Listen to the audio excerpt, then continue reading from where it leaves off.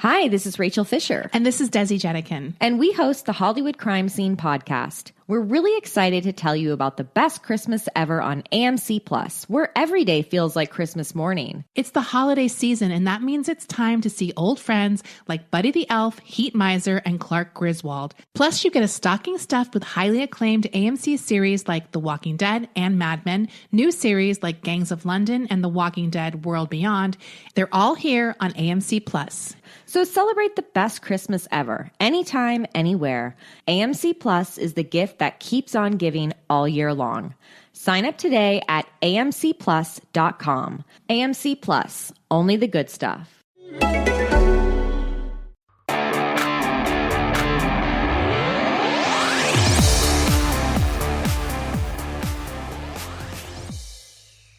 Hey Eagles fans, this is Mike Kaye from NJ Advanced Media. Welcome to the No Huddle Show podcast, where we discuss anything and everything Philadelphia Eagles.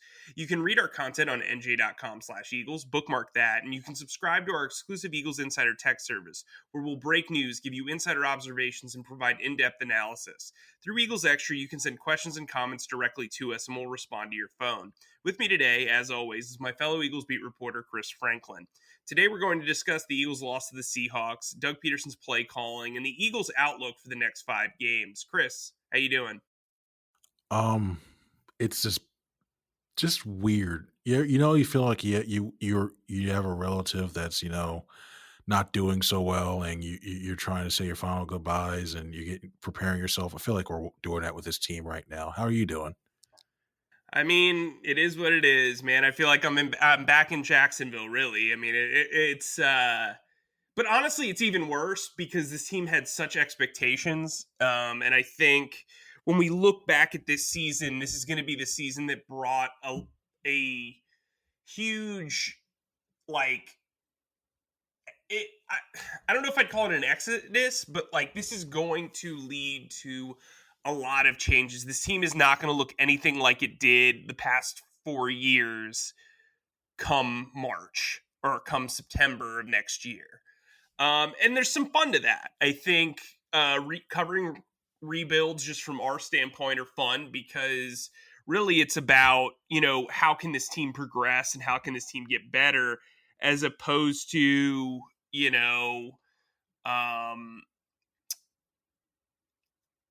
wow, this team's failing to meet up to expectations. The expectations are limited, so you're seeing young guys try to improve.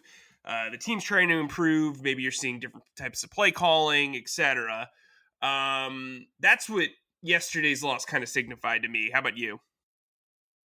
I think it really did. Those are some very good points, but I just see something that this team is just so far behind, especially on the offense. It's just not funny. Look, it's tough when you look around the league and you see all the innovativeness going on when it comes to play design and creativity, and then you just look at this way this offense runs, and you can almost predict, well, here comes a slant, here comes a rub route or a rub route combination, or here comes a quick corner to somebody, because you have so many parts of this offense that are just so broken and bad right now.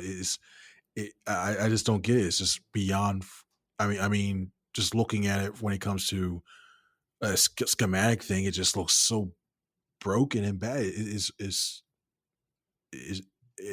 I'm Doug Pederson, I'm frustrated. If I'm Carson Wentz, I'm frustrated. If I'm any member of that offense it should be throwing stuff around NovaCare Complex. When they get back there, they're throwing stuff around there. It was just a pathetic performance by that offense.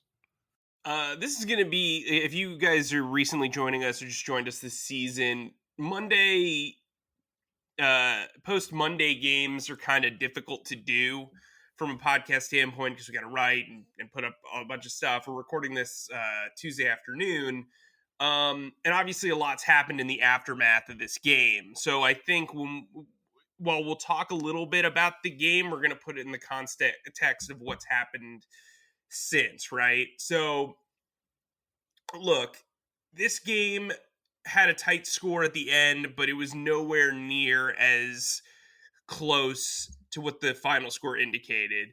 The Seahawks won 23-17. Carson Wentz had an abysmal first half. He was 7 of 17 for 30 yards and a touchdown.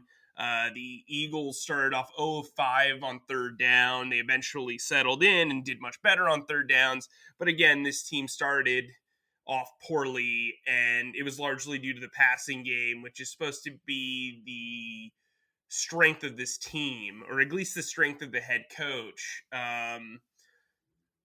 Carson finished 25 of 45 for 215 yards, 2 touchdowns, and an interception. The interception, you could argue, was definitely on Dallas Goedert, who ran the wrong leverage route when he was running a stick route. And Carson just threw it to where he thought he would be, or where he should have been, and it was picked off easily. Then, on top of that, the last touchdown was a Hail Mary that Richard Rodgers made an incredible catch with 12 seconds left. So there's a lot going on in this game. Not a lot good. You could argue Derek Barnett had a really good performance, especially early on, having 2 fourth down stops on back-to-back series to start the game. The offense couldn't do anything with it. What did you take away from this game? Because I think, just recapping this at this point is not as, it's not as fresh on our minds. And Doug Pederson had a pretty noteworthy press conference today that I think is way more important to discuss than really a game that the Eagles should have lost. They did lose, and that's where they are. I think the biggest takeaway I had was that the defense actually, I can't fault the defense too much. I mean, I do. If I had to fault them anything, I would have put in some more safety help and given them for Darius Slay to cover DK Metcalf. Because if you're going to have a guy go 10 catches and 177 yards, think about after that long, I believe it's like a 52-yard pass play, you would have gone ahead and just shaded a safety over that way to go and give them some support and try to force Wilson to try to go target Lockett or some of his other receivers. But I think that it has gotten to the point now where this team we learned what the inevitable now, that this team, even if they tried to back their way into the division, this team is nowhere near ready to be contended for division, even as bad as this division currently is right now. If you had to put the team up right now against some of these other things, I think the only team they probably could even contend with may be Washington, and even then you still don't even know that they can actually pull out a win with there. It's just it's almost the time now you're almost starting to wonder, hey, you know what? We might actually figure out who the Eagles might select in next year's draft within the first hour of the draft, because they're going to be picking that high. It's gotten to that point. I mean, what have you learned about the team? Well, I mean, it's like I said last week. I think this team, Seattle, is really going to determine where they went from here. And I think, today they released Will Parks. I was told that part of the reason for that cut is they're going to promote Graylin Arnold from the practice squad. He's a guy they liked. Will Parks, they shopped at the trade deadline to kind of get more opportunities from some of their younger kids. Didn't work out. He stuck around. I thought he played well, but PFF graded him horribly for his performance against Seattle. And look, you're at this point right now where you're, I think, like a game and a half out of the division race. And, I mean, this team's not good. So you're looking at this situation where you realistically need to beat 2 really good playoff teams and both division teams on your schedule in order to make the playoffs. That's not looking like it's going to happen. The offense is broken. The defense isn't reaping any of the benefits of their early success. It's just a wash right now. And I think, if Howie Roseman's been given assurance that he's going to stick around, we know that Doug Pederson hasn't, because Doug Pederson said that today, then yeah, it's time to focus on the future of the team and the youth movement. I think for people that are anti-Howie, they're probably not going to be thrilled seeing some of these moves, because it means that he wants to see what's going on in the future, as opposed to trying to win and do everything he can to save his job. I think Doug Pederson is in a weirder spot, because while I think Doug Pederson might be the least of the Eagles' concerns here, or the least guilty party, he seems like the the guy with the warmest seat because A, he's not beholden to a massive contract. B, he doesn't have that long-term... I mean, he has a long-term relationship with Jeffrey Lurie, but we also know that Jeffrey Lurie's relationship with Howie Roseman is extremely unique. And so if they do have to point a finger, it does feel like Doug Pederson would be the guy who would get got, if you know what I mean. So on the subject of that, Pederson was asked about play calling, and Pederson has this affinity for play calling. He loves it. He's enamored with it. He frequently talks about how much he enjoys scripting and calling plays. And he's never, when this team's been on a rut before, he's been asked if he would give up play calling, and he basically taunted the media with the thought of ever giving away play calling. Well, today that changed. He said that it's on the table. He's open to it, essentially. He's open to doing something there. And I thought that was interesting. I think it showed self-awareness. I think it showed some humility. Because I think, at least to us, we can kind of see the hubris of this organization. And I think when Doug kind of lowers his guard and he's a person and not, a spokesperson, he tends to kind of let loose, and I think be very, like, when he's honest, he's very honest. And so I think that's a strong moment for him. I also think being willing to admit that, look, your offense is 28th passing, 13th rushing, and 28th overall. You're averaging 21.5 points a game, which is 25th in the league of 32 teams. Your quarterback is leading the league in interceptions, turnovers, and sacks. Something needs to change. And if you want to hold your young guys accountable, you want to hold your veterans accountable, holding yourself accountable first and foremost is the ultimate goal. So I think showing that he is willing to change for the betterment of the team, A, is a good sign for his future here, B, a good sign for his future endeavors if he is let go, and C, a good sign for his coaching staff. Because maybe one of the bajillion offensive assistants he's hired over the last 5 years could get a promotion. What did you think of that? What did you take away from that comment that he made earlier? Well, I think especially when the part he says, I'm glad he actually was open to actually giving up play calling, but I think it should have happened sooner, especially when he mentioned, if it provides a spark. Well, this offense hasn't had a spark in the last. I'm going back to probably even before the Dallas game. This offense has been. They haven't had a spark since 2018, bud. I gotta tell you. Well,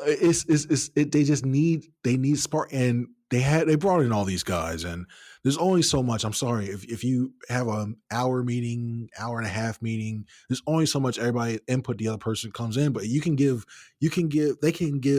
Pederson all these formations, all these motions. Hey, you should do this. Give him all this intel, but if he doesn't use it and he calls the same play over and over again, I think that's concerning. I mean, when Dallas Goedert said on the interception play that Doug had called that same play 4 times earlier in the game.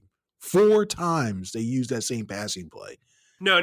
He said that in practice. He said in practice. They had to keep running over and over and over again. Usually you use that time to go. You use one, especially around this time of the year. You're using it once you go once or twice and you go on. Unless you're installing something completely new, and it's like they used that beforehand already. So unless you're using something, especially something a staple of that offense, you should be having to keep going over and over again. And I don't know if it's a disconnect with the assistant coaches with what they're telling the players. I don't know if it's disconnect with Doug just saying, hey, we're just going to run this if we want to.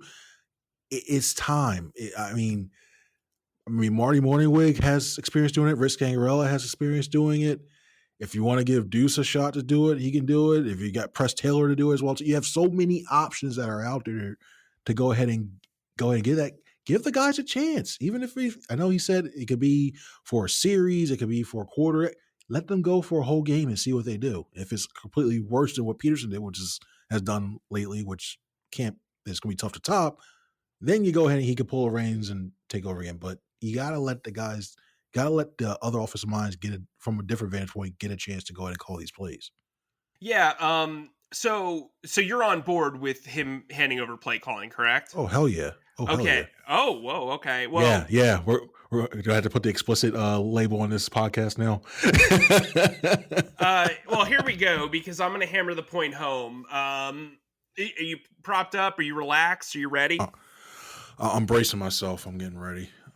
I'm gonna be like, when Ace Ventura breaks down like something and he goes, like he sucks in the air so he can talk really fast. That's what I'm gonna try to do right now. Okay, so Doug Pederson needs to give up play calling for several reasons. One, his backs are literally against the ropes. Like there's such a minute opportunity to win. Look, last year they had to win 4 straight games to get in the playoffs. They actually had some talent on this team.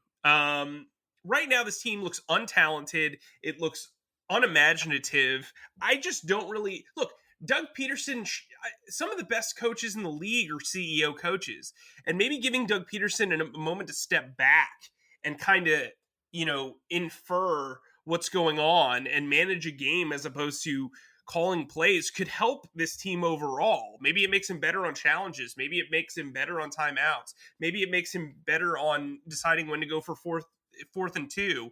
Like, this can open you up. And look, there are 4 guys on this coaching staff that could handle this job. Marty Morningwig, Rich Gangarello, as you mentioned, Press Taylor. I know people aren't going to like that, but if they keep trying to push this guy up the depth chart, maybe see what he has as a play caller, because right now his work as a quarterback's coach and a scripter is not going so well.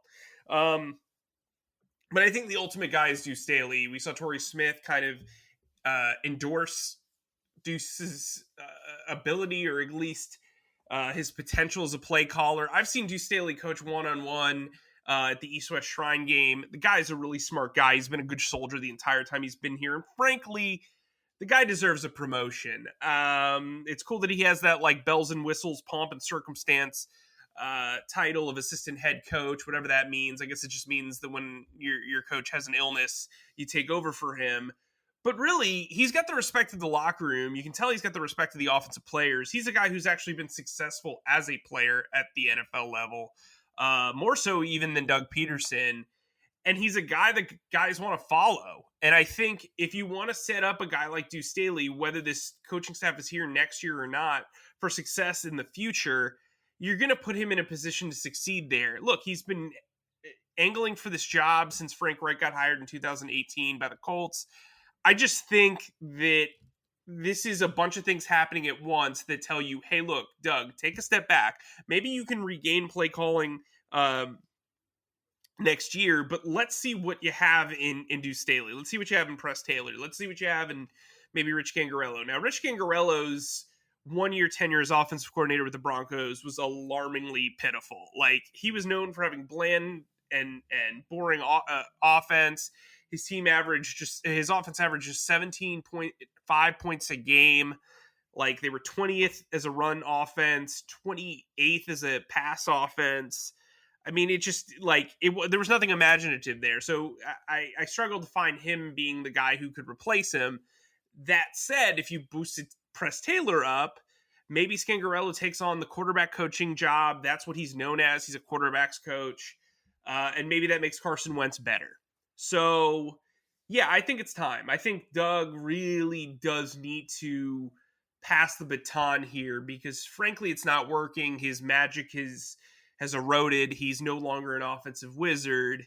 The proof is in the pudding. The proof is in the numbers. And Doug Pederson just isn't the guy to make the play calls right now. That doesn't mean that he should never call plays ever again. It's just at this point when you're, maybe waving in a youth movement or you're making a last-ditch effort to win with young guys, a new voice at the top makes sense because it shows that you're holding yourself accountable and not just being selfish and holding on to something that you enjoy for the sake of yourself as opposed to the team.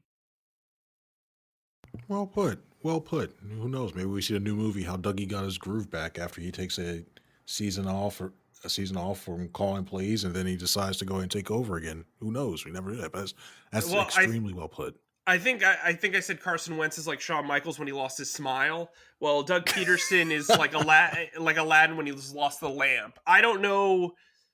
His 3 wishes were up. I just to me, this is such an easy thing to do. And here's the thing. Here's what I like about this. If you're a fan who's always trying to shine on the positive, and if you're Doug Pederson, and if you're the organization, him saying he might give up play calling distracts you from the disaster that is Carson Wentz this season, right? We're talking about play calling. We're not talking about Carson Wentz.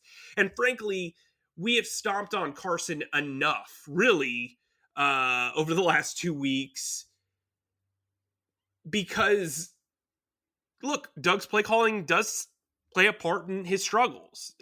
His inability to move him out of the pocket, his inability to adapt with this offensive line falling apart, his inability to adapt with these wide receivers not getting open, his allotment of playing time when Travis Fulgham's playing like 52% of the snaps, that's utterly ridiculous. Frankly, it's idiotic. The way that Jalen Reagor's been used is pathetic. I just don't really understand what their angle is with these younger wide receivers. Cool, you're paying Alshon Jeffrey. He is not adding absolutely anything to this offense. And I told you, Chris, did I not tell you? He is adding absolutely nothing. His first catch of the season came off a pass from Jalen Hurts. Chris. Yeah, and I'll go to say this as well too. I saw a couple times he was open, but that's a whole. We only have 35 times, 35 minutes to go on this one. We can go whole. I can go all an extended edition if you want to, but I'm not. I get what you're saying. Like I'm not. I get what you're saying when it comes to Jeffrey. But at this point in the season, look, you're going to cut Will Parks to get more playing time for young kids. Why not just do it with Jeffrey? Oh, like, yeah, I'm saying, yeah, right now, being the way that they're playing right now and just the way the outlook's going to be within this next stretch, I'm not going to go ahead and say, hey, you know what, Alshon has to start or anything else like that for it. I'd probably give him 35% of the snaps now. If he had a whole allotment, he gets 35% of the snaps. That's about it. Give Fulgham the rest. And then slowly decrease that amount for Jeffrey as the season goes on, especially toward the last game of the season. I wouldn't even probably dress him, but I wouldn't dress him at all. I wouldn't dress him at all. What's the point? What are you getting out of him that you're not getting out of other guys? To me, that's been my issue. I don't really I get it. I get it. He's look. You like Howie Roseman have a tough time letting go of dudes. Whoa! Wrong. It's not that. I think that when you look at he still is able. I question the way that he's being used when it comes to being. He's not going to be the guy you run down like a Reagor and run 50 yards down the field. I question why they were trying to use him in that aspect, like trying to fly routes. But when you use him on a dig or a simple stop route, and the quarterback either double clutches or doesn't feel comfortable enough to throw, and when he is open or he finds a soft spot in the zone, the quarterback looks at him and then goes, let me go ahead and go back over to Dallas Goedert, who has a man draped all over him. I question that part. Cool, but if he's not comfortable with him, what's the point of keeping him? That's my point. I think it's interesting that when Jalen Hurts was in there, he's able to deliver a good ball and he's able to go ahead and do it, and he looks okay. But when Winston, I don't know. That's if I could go ahead and if I could be a Dr. Phil and just sit him and Carson Wentz down and go, what's the problem, guys? Like, what the heck is going on that you guys can't get on the same page? But whenever Jeffrey's with another quarterback, it seems like he's able to actually play and catch the ball. I would love to be a final ball and see what the hell happened between those two, but. I think he's still getting open. He's still getting open. Yeah, I'm not saying he's not talented. That's not my argument. My argument is for the outlook of this team, for the outlook of Carson Wentz, for the outlook of this offense, for what is going to happen here. Hi, this is Rachel Fisher. And this is Desi Jenikin. And we host the Hollywood Crime Scene podcast. We're really excited to tell you about the best Christmas ever on AMC Plus, where every day feels like Christmas morning. From new holiday favorites like Elf and National Lampoon's Christmas Vacation to modern and iconic family classics, you can spend the holiday season opening only the good stuff. And with new series, episodes, movies, and fresh content arriving every week, AMC Plus is the gift that keeps on giving all year long. Sign up today at amcplus.com. AMC Plus, only the good stuff. What's the point of having him?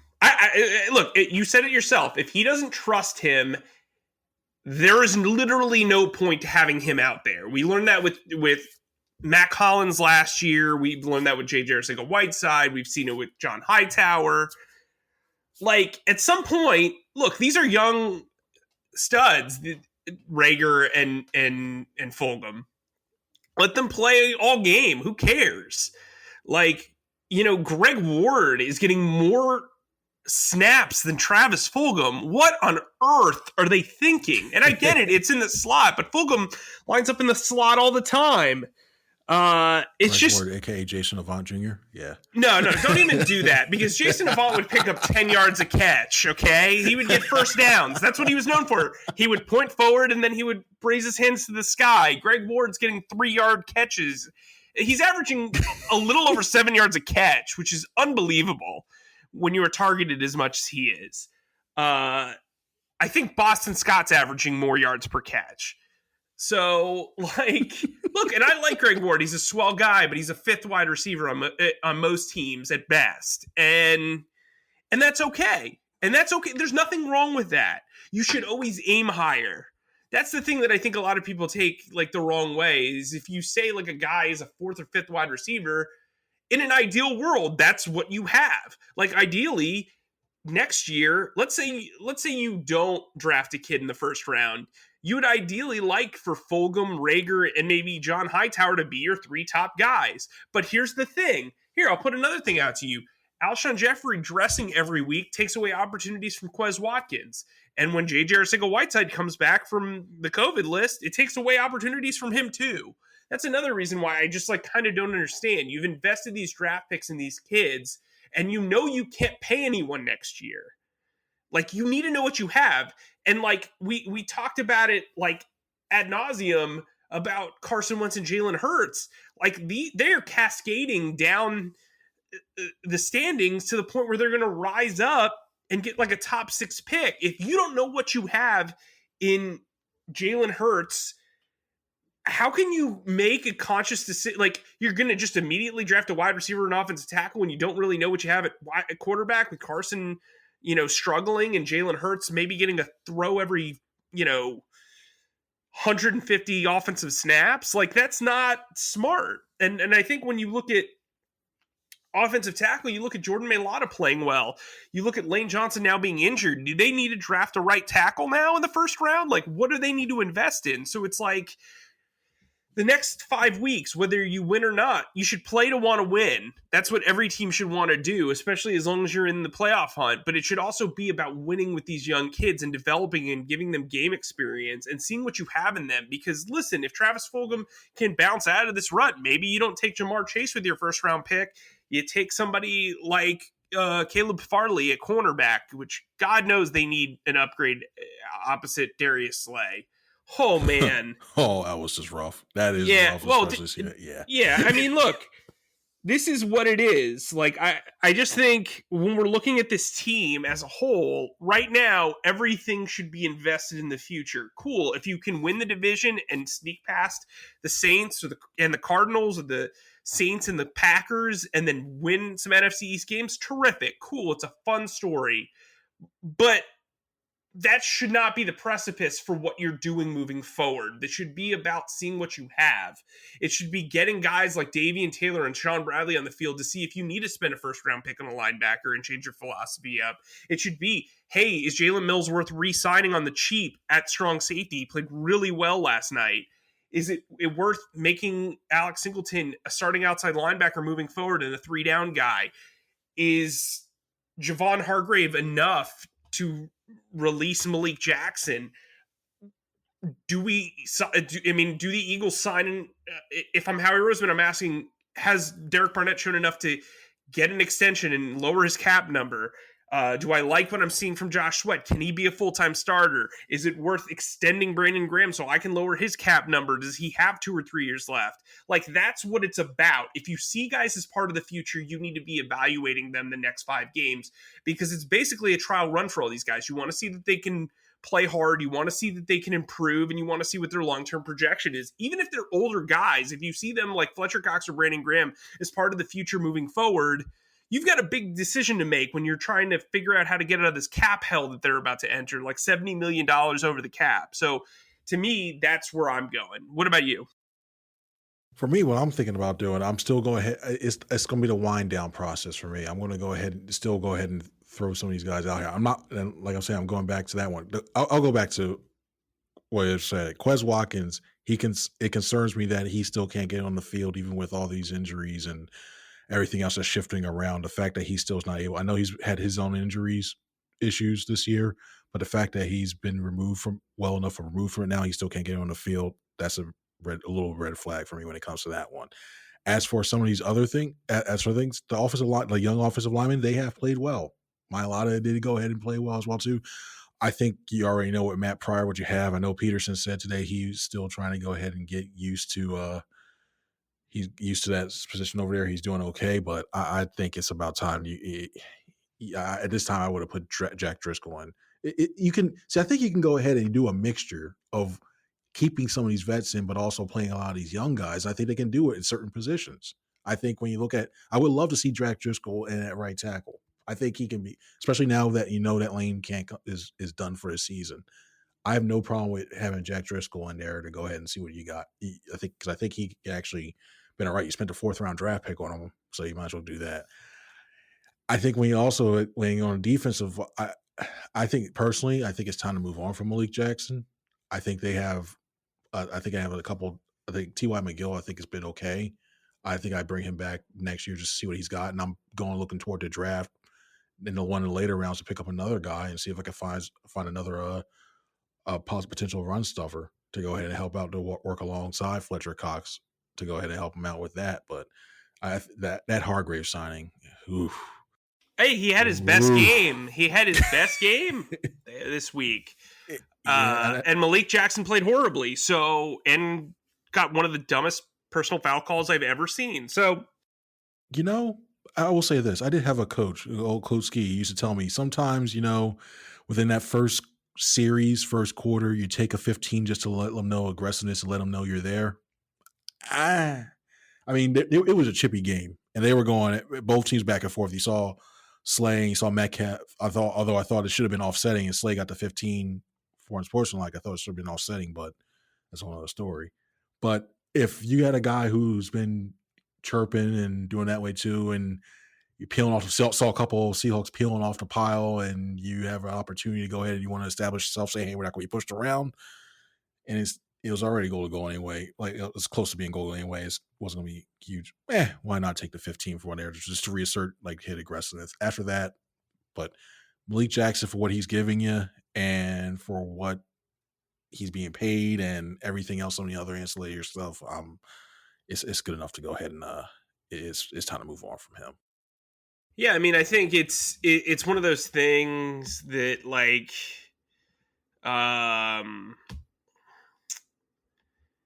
look, I liked Malik in Jacksonville. I think he's played okay. Definitely not worth the contract. And you do want to see. I want to see Raekwon Williams out there. I want to see young guys who could potentially be cheap and play well on the fly, and do things that can maybe entice the next coach who comes in here, the next general manager, or even if it's Doug Pederson and Howie Roseman again. You want to know what you have here. This can't just be this, winding road of terribleness. It's just not, it is what it is, right? Like, this season's relatively over as far as what you can accomplish. And if you want to accomplish what if you want to make the playoffs, it's only really worth it if it's the young guys improving and doing well and earning their spots for next year, because old guys doing that one, just, get the band together for one final run isn't going to turn out as well as, you hope it will, even on your most optimistic day. So, I know we didn't do a lot of recapping of the Seattle game. You probably didn't want a lot of a recap anyway. I think this was not a game that I think a lot of people enjoyed. I will say the curse of being football vampires is no longer a thing because they finally lost at night. No merch? No merch. We'll think of something else. But I think if you look at this schedule right now, they're 3-7-1. I have them finishing 5-7-1. or sorry, not 5-7-1, 5-10-1. What record do you have for them? I have 6-9-1. I think because something I just got a gut feeling when it comes to if Breeze is back or Hill and the way that they play, the style that New Orleans play. I think they'd keep it close. And the only other wins besides possibly the Saints I see here are the Washington and Dallas. And I saw something that was craziness. I still can't believe this.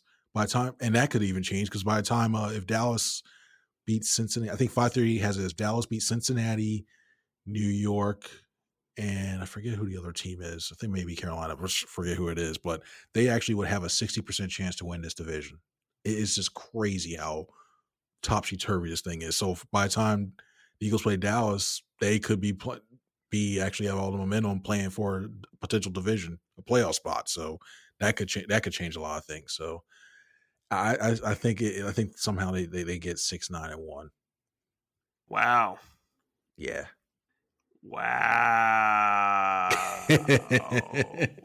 well, also it could be for all we know, it could be guys could be being rested for some of those games. They could start resting guys. So I don't know. You never know. I mean, look, if they get 6 wins, I'll buy you dinner. Like, I don't see that happening. I probably already still owe you, I think, for another friendly bet. I have to go to Run to Vegas anyway. You did use a Disney reference before 20 minutes in the podcast, so I think I got to cash that ticket in too. Bam. Thanks. Yeah, I mean, look, there's tendencies, just like on the football field, there's tendencies among beat writers and podcast hosts, and sometimes you just got to follow the line, Chris, so what's your final takeaway for this week that has been full of drama and full of intrigue and really led to nothing? What's your takeaway from this week? I think we're going to be in for a very eventful the next 5 weeks are going to be very eventful. I don't think mainly just because of what's on the field, but all the talk that's going to be headed off the field, especially with, is Doug going to return? How are we going to return? Who's getting cut? I think you'll see. And also I'm curious to see if any of these players now will start to be more vocal, especially toward the end of the season. If they do begin basically lose out the rest of the way, especially those last couple of weeks, how many players become vocal and start to really open up. And if what we learn about what's going on in that locker room, that would be real. I think we may see that. I mean, what are you looking forward to this league? Well, I mean, I just want to see the young guys play. Like, that's what's interesting to me. And I got to tell you, this team is not very likable right now. I've talked to a lot of fans who just cannot wait for the season to end. And, anybody who knows Eagles fans knows they're passionate. And when their passion is taken away, it just kind of seems really sad. But anyway, we hope you guys will continue to listen to us, and we hope we have we've been the spark to the flame of your offense, so to speak. I don't know. I got nothing. I've been listening to a lot of Marvel and Game of Thrones podcasts lately, and I guess that's in my brain. But remember, you can sign up for Eagles Extra at NJ.com/text, 2 weeks free. Come hang out with Chris and me. I didn't really actually mean to rhyme there, as much as it sounded like I really tried. Poet didn't know it. Yeah, hey, look at that. I was trying to avoid that one. But also, you can download the No Huddle Show podcast wherever you download podcasts. We'd be happy to have you. Please make sure you give us some 5-star ratings. Give us, catch on to some of our quirks and help us find some merch ideas that we can pitch the big bosses. Also, you can check out all of our wonderful content on NJ.com/Eagles. For Chris, I'm Mike. Thanks for listening to the No Huddle Show podcast.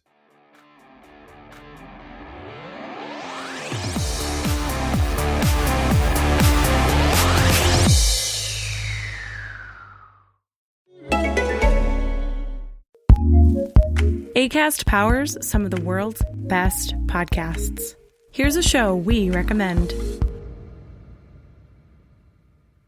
I'm Meredith Masony. And I'm Tiffany Jenkins. We're the hosts of Take It or Leave It, a podcast where we discuss all things marriage, motherhood, and everything in between.